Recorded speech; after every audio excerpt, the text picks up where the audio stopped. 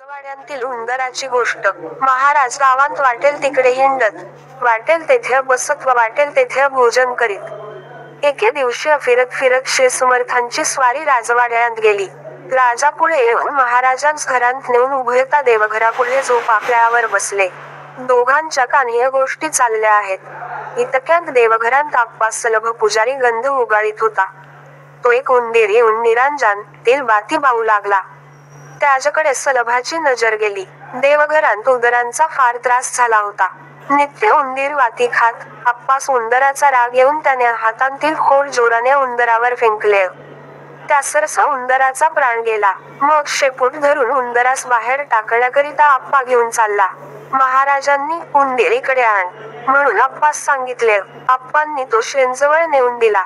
त्यास घेऊन महाराजांनी झोपाळ्याच्या कड्यांतून इकडून तिकडे व तिकडून इकडे अशी 10 वेळ घाल केली. मग त्यास हातात घेऊन बच्चा जाव म्हणताच उंदीर जिवंत होऊन ताडकन उडी मारून आपल्या बिळात पळून गेला. हा चमत्कार पाहून राजास शेणच्या अद्भुत शक्तीबद्दल मोठा चमत्कार वाटला. राजवाड्यातील उंदराची गोष्ट. महाराज गावांत वाटेल तिकडे हिंडत, वाटेल